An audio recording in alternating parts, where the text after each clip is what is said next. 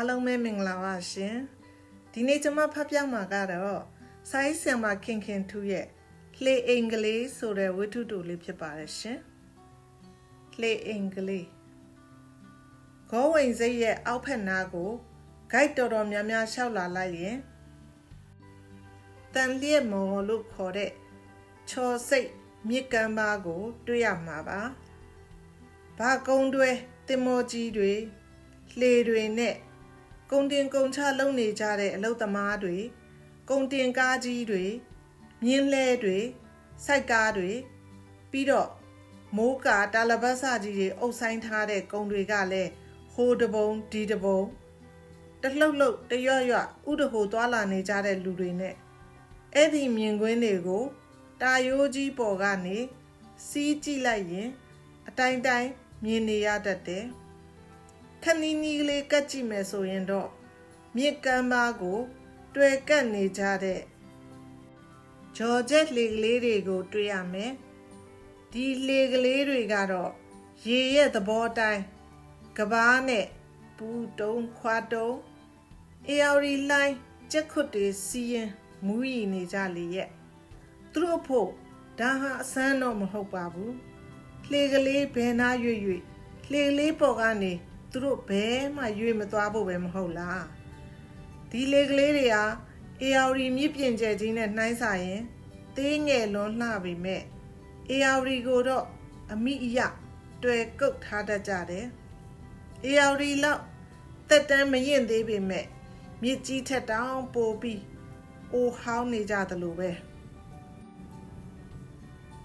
ရေပြင်အထက်တထောင်သားလောက်မှာပေါ်နေတတ်တဲ့လှေကလေးတွေဟာ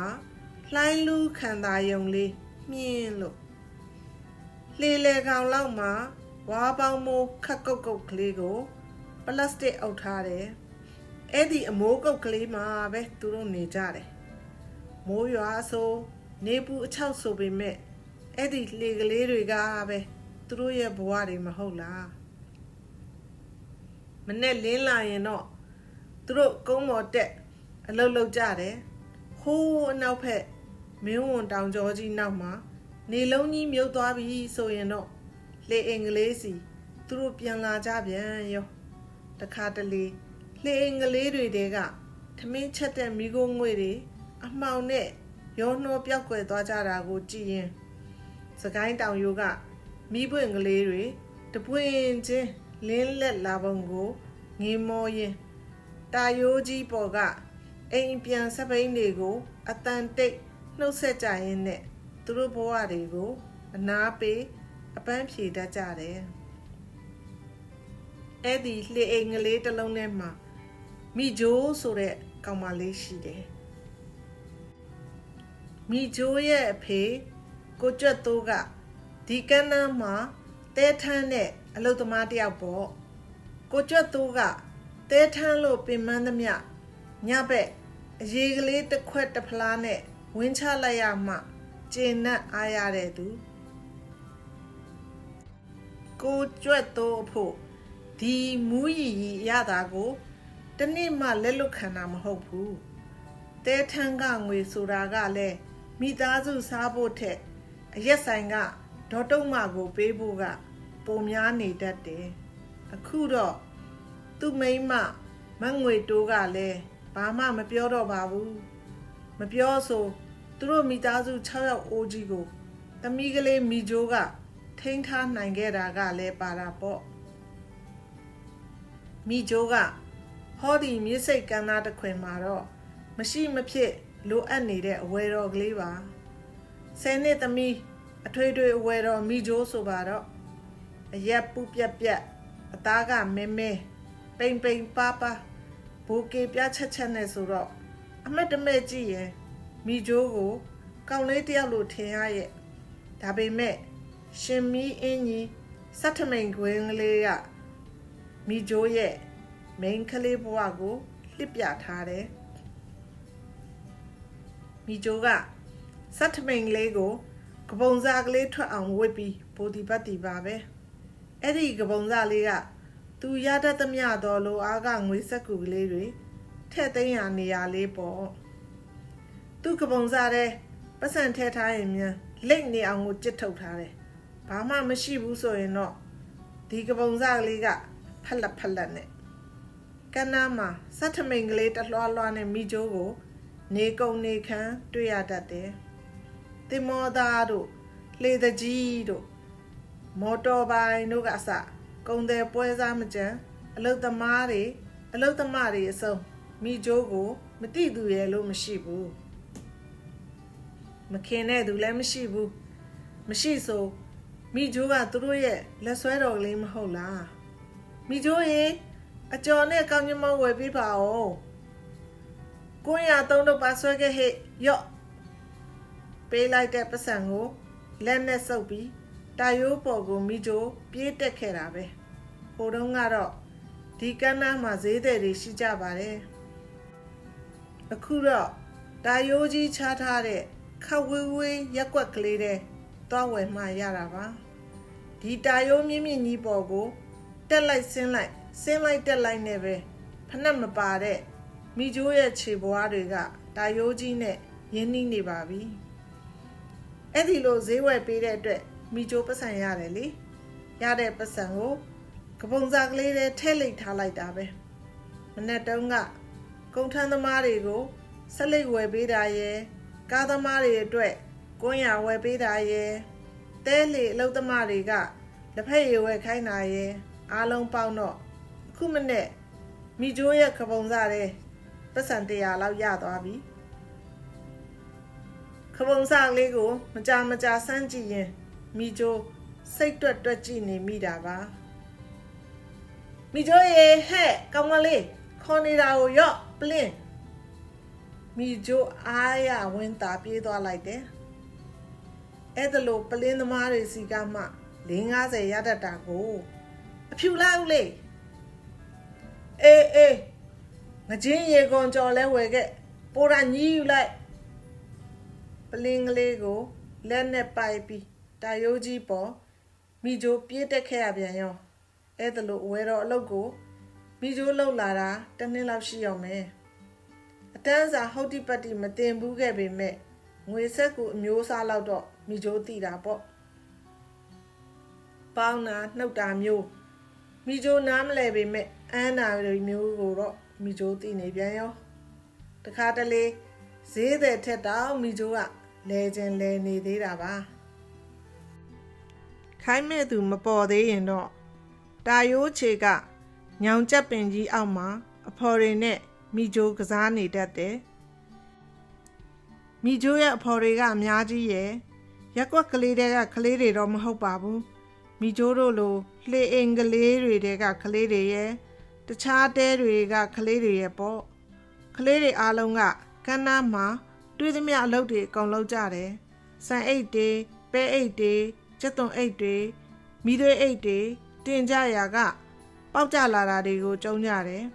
ထင်းတွေဝါးတွေရေထဲမျောလာရင်လိုက်ဆယ်ကြတယ်တွဲသမောကြီးတွေနဲ့တဲလာတဲ့မြေစီအိတ်တွေဘီလက်မြေအိတ်တွေကတ္တရာဘုံကြီးတွေတဲကဖိတ်ရှံကြလာတတ်တွေကိုလည်းစောင့်လူတတ်ကြတယ်အခုရက်ပိုင်းကတ္တရာတွဲသမောကြီးတွေအလားများနေတယ်မြစ်ထဲကိုရှံကြလာတဲ့ကတ္တရာဈေးတွေကိုရေကူးဆယ်ကြဖို့စောင့်နေကြတဲ့ကလေးတွေဆိုရင်ရေတွေဆူရွှဲလို့တချို့ကကိုတုံးလုံးနဲ့တကိုယ်လုံးပဲကြီးရေပွားလို့ဖောတုတ်ဖောရောင်နဲ့ရသမျှပစ္စည်းအတိုးအဆလေးတွေကိုစုပြီး100ရ200ရကုန်းပေါ်ကဝယ်သူတွေစီပြေးရောက်ကြတယ်ရတဲ့ပတ်စံကိုဆံဝယ်ဖို့သူတို့အိမ်တွေစီပြန်ပေးကြရတယ်100 120ဒီ9ချက်နဲ့ဆို100အစိတ်မိကျိုးရေဟဲ့မိကျိုးနေ့အမေကပတ်စံပေးလှည့်ပါအောင်နဲ့အေးမိဆန်အတန်ကြောင့်ပတ်စံတွက်နေတဲ့မိကျိုးရဲ့လက်ကလေးစက်ခနဲ့တုံသွားတယ်လက်ထဲမှာပတ်စံမပြည့်သေးဘူးဆန်တစ်ခွက်ဆိုရင်တောင်မှငွေက200ပြည့်မှလက်ထဲကငွေတွေကိုစက်ထမိန်ကပုံစားလေးတဲ့ပြန်ထည့်လိုက်တယ်နေကညောင်ကျက်ပင်ကြီးတက်တဲ့ကိုရောက်နေပြီအေယာရီမြကြီးတဲ့ကရေတန်လျက်တွေကတဖြက်ဖြက်ခါလို့ငါပတ်စံမပြည့်သေးဘူးအေးမိဆန်ရဲ့ နေငေါပေးခဲ့ပြီလားအေးပေးခဲ့ပြီမိကျိုးမျက်နှာကလေးညှိုးကျသွားတယ်လှေအိမ်ကလေးကနေအမေမျောလှရောပေါ့အမေခမကလေးတွေထိန်ရလှေထဲစိတ်ဝင်လာတဲ့ရေတွေပက်ထုတ်ရနဲ့ထမင်းစာနေရောပေါ့တပြင်းကိုချရင်အေယာရီမြေကြီးတဲကအယောင်တဖိတ်ဖိတ်လက်နေတဲ့ရေတန်လျက်တွေကိုပဲမိကျိုးငေးကြည့်နေမိတယ်ဟောငတွတ်တို့လာပြီငတွတ်ကပစိုးကိုဆလွယ်တိုင်းပြီးရောက်လာတယ်တကိုယ်လုံးလဲကတ္တရာဈေးတွေနဲ့မဲလို့ဒီနေ့ဘောလုံးထုချေကစားကြမယ်ဟဲ့ဒီမှာငါဘောလုံးဝယ်လာတယ်အာမေငတွတ်နင်ဘယ်ကရလဲကတ္တရာလေးဟာဒီနေ့နေပူတော့ကတ္တရာဈေးတွေအားရှန်ကြတာ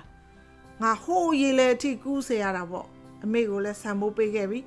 ပိုရာငါဖာတာဘောလုံးဝယ်လာတာနင့်နဲ့ဟာပတ်စံပိုရာမြန်မိကျိုးကိုချီရောပေါ့ဒီမှာ तू ပတ်စံမပြည့်သေးလို့ငတွတ်မျက်နှာမှာအပျော်တွေပျောက်သွားပြီးညောင်မြစ်ကြီးပေါ်စောင်းကြောက်ထိုင်ချလိုက်တယ်တိမှမတိပဲဟာညောင်ရက်တွေကလေဘူးတွေကိုတိမ့်ယူပြီးရွှဲကနေမှုတ်ထုတ်လိုက်တယ်ဘောလုံးကလေးကိုလက်ထဲညှက်လှည့်ရင်ငတွတ်ကဟာဟုတ်ပြီငါဖိုးထောင်စီကသွားချီပေးမယ်နင်ဘလောက်လိုသေးလဲမိကျိုးတရားရမှာပါဟာရော့ဘောလုံးခဏယူတာငတွတ်ပြေးထွက်သွားရာကိုမိကျိုးငေးကြည့်နေလိုက်တယ်ကန္နာကိုဆင်းသွားပြီးမကြဘူးငတွတ်ပြန်ရောက်လာတယ်ရော့တရားသွားနင့်အမေကိုအမြန်ပြန်ပေးချီဟာကစားခြင်းလှပြီပတ်စံတွေကိုလက်နဲ့စုပ်ပြီးလေကလေးရှိရာကိုမိကျိုးအပြေးပြန်လာခဲ့တယ်အမေကတော့ငယ်ကောင်ကိုကရစ်ခွချီပြီးလှေထဲကရေတွေပက်ထုတ်နေလေရဲ့မိကျိုးရဲ့ငါဖြစ်မျောလိုက်ရတာနေမြင့်လှပြီလေမငွေတိုးကရေပက်နေတဲ့တံပကံဆုပ်ကလေးကိုချပြီးပတ်စံလှမ်းယူတယ်အမေကိုရေကူပက်ပေးခြင်းပေမဲ့ငတိုးတိုးနဲ့ဘောလုံးကစားခြင်းနေတာနဲ့ပဲကုန်းပေါ်ကိုမိကျိုးအပြေးပြန်တက်ခဲ့တယ်မိကျိုးရေဖိုးထောင်ကိုတွေ့ရင်ပြောလိုက်စမ်းပါဟဲ့ဒီမှာဆံမွေရသေးဘူးလို့ဖိုးထောင်အမေရဲ့အတန်ကြောင့်မိကျိုးရဲ့ပါဇက်ကလေးဟောင်းလောင်းပွင့်သွားတယ်ခလေးကိုနှုတ်တိုက်ရင်ငားမြားနေတဲ့ဖိုးထောင်အမေရဲ့မျက်နှာမှာလဲအမေလိုပဲချွေးတွေတန်တွေနဲ့ပါလားမိကျိုးရင်နဲ့မကောင်းဖြစ်သွားတယ်ညောင်မင်းအောက်မှာတော့ငတွတ်တို့ဘောလုံးပြစ်တန်းကစားနေကြပြီမိကျိုးဝင်မကစားတော့ပဲကန်းနာကိုဆင်းခဲ့တယ်ငါ့ကိုခိုင်းမဲ့သူပေါ်ပါစေဒီနှစ်တကြံရီတိုးမိုးကတအားကြီးရောချလိုက်တယ်မိကျိုးတို့လေကလေးထဲမှာမြည်ရည်တွေထက်မိုးရည်တွေကပိုများနေတော့တာပေါ့မိကျိုးလည်းအလုံးမသွားနိုင်သေးဘူးအမေပင်မမှာစိုးတာနဲ့ပဲလှေဝန်းနဲ့ဆင်းပြီးရေတွေကိုပုံးနဲ့ခတ်ထုတ်ပြရတယ်45 46 49လက်မောင်းအောင်လာတာနဲ့ရေပုံးကိုချပြီးမိကျိုးလက်တွေကို3-4ချက်ဆန့်ထုတ်ပစ်လိုက်တယ်ဒီလေကလေးကိုအဖေတို့ဝယ်တုန်းက9000ပဲပေးရတယ်ပြောတယ်ခုနေဝယ်ရင်ဘယ်လောက်ပေးရမယ်မှန်းမိကျိုးမသိပေမဲ့အမေကတော့လေကလေးဖာဖို့ထေးဖို့ငွေလိုတယ်ပြောနေတာကြာပြီဝါဆိုဝါကောင်းဆိုရင်ရေတွေကကြီးလာတော့မှာမြည်ရေကရှမ်းလှိုင်းတွေကပုံနဲ့အေယာရီမြစ်ထဲမျောသွားကြတဲ့လေပေါင်းကလည်းမိကျိုးမျက်စိရှေ့တယ်မနှဲတော့ဘူး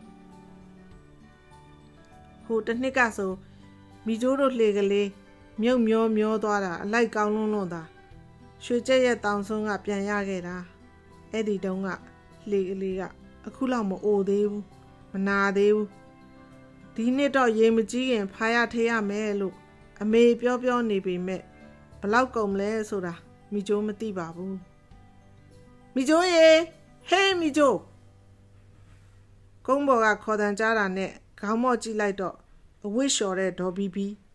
ရေစိုးအဝတ်ကြီးနဲ့ဆိုရင်တော့အဝတ်လျှော်ရင်းထလာပုံရတယ်ညီးပေါ်တာဥပလာတို့ရောက်နေတယ်ညီးကိုအခေါ်ခိုင်းလို့အေးလက်ထဲကရေပုံးကိုဝုန်းကနေပစ်ချပြီးစက်ထမိန်ကလေးကိုပြင်ဝေးလိုက်တယ် ဥပလာတို့တင်မောဆိုင်ရင်မိချိုးတို့မုံဘိုးတွေအများကြီးရတတ်တာကိုအမေကုန်းမောင်မှာအဝိရေဆိုတွေလှမ်းနေတဲ့အမေကိုခေါ်ရင်းကုန်းမောင်ပေါ်ကနေလွှားကနေခုန်ချလိုက်တယ်အမေကြောက်သွားတော့မယ်ဥပလာတို့တင်မောရောက်နေပြီရဲ့အေးသွားကန္နာဘက်ကိုအပြေးလာခဲ့တဲ့မိချိုးတယောက်ဥပလာတို့ရဲ့နှစ်ထပ်တင်မောပြကြီးကိုမြင်လိုက်ရရင်ပဲဝင်းသာသွားမိတယ်ကုန်းမောင်ကြီးနှစ်ချက်ခင်းထားတဲ့အပေါ်ကနေတဒုံဒုံပြေးတက်လာတဲ့မိချိုးကိုဦးလေးဗလာကလက်တွေမြောက်ပြလို့ဦးလေးဗလာငါဖြင့်ရောက်ကြတဲ့နင့်မတွေ့လို့မေးနေတာဟဲ့ရေပက်ထုတ်နေလို့ဦးရဲ့မနေ့ညကမိုးတွေရွာချလိုက်တာလေသမီးတို့လှေကလေးမြုပ်တော့မလို့ကဲပါညီတို့လှေမြုပ်တာမမြုပ်တာရေးမကြည့်ဘူးဒေါ်ရုပ်ဆိုးကြီးစီသွားပေးပါဦးဦးဗလာတို့လာရင်ဒေါ်ရုပ်ဆိုးတို့အိမ်ကိုမိချိုးသွားပြောပေးရတယ်ဘာမှန်းတော့မသိပါဘူးဥပလာတို့တင်မောရောက်ပြီလို့ပြောလိုက်ရုံပါပဲယော့ဟောတာညီအတွက်မုံဘိုးဥပလာကခုံပေါ်မှာတင်ထားတဲ့ငွေဆက်ကူစည်းကြီးတစ်စည်းတည်းကတရွက်ကိုဆွဲထုတ်ပြီးမိချိုးကိုလှမ်းပေးတယ်မိချိုးမျက်လုံးတွေတောင်ပြသွားရဲ့ငွေ1000နဲ့ညီးဆိုတာတော့မိချိုးသိတာပေါ့တာယိုးပေါ်အပြေးတက်လာတဲ့မိချိုးရဲ့ခြေထောက်တွေကဘိန်းတက်ထားသလိုအောက်မရရဲ့ပြောင်းပြေးနေတဲ့မြင်းတကောင်လိုတွက်လက်နေတဲ့မိချိုးကိုအခုနေတကယ်မြင်းတကောင်ကတောင်ရှင်းနိုင်မှာမဟုတ်ဘူးတာယိုးကြီးပေါ်တက်ရက်ကွက်ကလေးကိုကြောလမ်းမကြီးတိုင်းသွားလမ်းသွဲကလေးတဲ့ချိုးနောက်တလန်းထက်ကူညာဘက်ကိုကွိတ်တိုက်ဝါကြီးကိုပတ်မိချိုးမမောပါဘူးမိချိုးရဲ့ဆက်ထမိန်ကပုံစားလေးထဲမှာငွေ1000ကြီးများတောင်ရှိနေပြီလေဥပလာတို့တင်မောကြီးကန်းကမခွာမချင်းနောက်ထပ်မုံဘိုးတွေအများကြီးရအောင်မယ်အပျော်တွေလွန်နေလိုက်ပုံများဒေါ်ရုပ်ဆိုးတို့အိမ်ကျော်သွားတာတောင်မိချိုးသတိမထားမိလိုက်ဘူးနောက်ပြန်လှည့်လိုက်ရတယ်ဒေါ်ရုပ်ဆိုးကြီးတို့အိမ်ကတော့ထုံးစံတိုင်းအိမ်ဝင်းတကားကပိတ်ရသားစက်ကူပန်းချုံအုပ်ကြီးကအိမ်ကိုကွယ်ထားလေတော့လူအိတ်လူချေကိုမိချိုးမမြင်ရပါဘူးဒေါ်ကြီးဆိုးတကားကိုတအားကြီးလှုပ်ခေါ်တော့မှအိမ်ထဲကလူထွက်လာတယ်တော်ပါသေးရဲ့ဒေါ်ရုပ်ဆိုးကြီးနဲ့တန်းတွေ့လို့နှုံးမို့ဆိုခြံရှိအုပ်ခုံပေါ်ထိုင်ဆောင်ရအောင်ပါဒေါ်ရုပ်ဆိုးကတော့မြင်နေကြအတိုင်းဘိတ်ကတ်တွေနှခမ်းနီတွေပရပြင်းနဲ့နှစ်ဖူးပေါ်အုပ်နေတဲ့ငှက်တိုက်လိုသပင်မောက်ကြီးကိုတော့မိချိုးအမုန်းဆုံးပဲဟဲ့ကောင်မလေးဥပလာတို့ရောက်နေပြီလားမိချိုးတောင်ဘာမှမပြောရသေးဘူးသူကသိနေပြီဟုတ်ကဲ့ဥပလာကဒေါ်ကြီးစိုးကိုပြောလွတ်လိုက်လို့ဒေါ်ရုပ်ဆိုးကြီးကမိချိုးကိုပြုံးပြပြီးစက်ကူပန်းယုံကြီးအောက်ကိုလှမ်းကြည့်တယ်စက်ကူပန်းမင်းကြီးကိုဝိုင်းပတ်ထားတဲ့ခုံနှန်းပေါ်မှာလက်သေးနီဆိုးနေတဲ့မိန်းမကိုအခုမှပဲမိချိုးမြင်မိတာပါအေးငါနဲ့တွေ့ခဲ့တယ်လို့ပဲပြောလိုက်မိချိုးလှုပ်ပြရမှာကဒါပါပဲဒေါ်ရုပ်ဆိုးကြီးရဲ့ခြံရှိမှာရက်ပြီးဒီစကားလေးတစ်ခွန်းပြောလိုက်ရုံကလွဲလို့ခြံထဲတောင်မိချိုးခြေမချလိုက်ရပါဘူးခတ်တုတ်ကလေးပဲမိချိုးပြန်ခဲ့တယ်မိချိုးရဲ့ပြန်ခြေလန်းတွေကအသွားတုံးကထက်တောင်ပိုပြီးတွက်လက်နေသလားပဲလှေငလေးစီမိချိုးရောက်ချင်လာပြီလေအမေကိုပတ်စံပေးချင်လာပြီမိချိုးရဲ့ရင်ထဲမှာတော့ရေယိုပေါက်တွေများနေတဲ့သူတို့လှေအိမ်လေးကိုအကောင်းပကတိဖြစ်သွားစေခြင်းနဲ့ဆန္ဒကလွယ်လို့ဘာရှိမှာလဲလောလောဆယ်မိချိုးသိချင်တာကဟောဒီငွေနဲ့လှေအိမ်ကလေးကိုဖာထေးလို့လောက်ပါမလားဆိုတာပါပဲခင်2အဆုံးထိနားဆင်ပေးလို့ကျေးဇူးအများကြီးတင်ပါတယ်ရှင်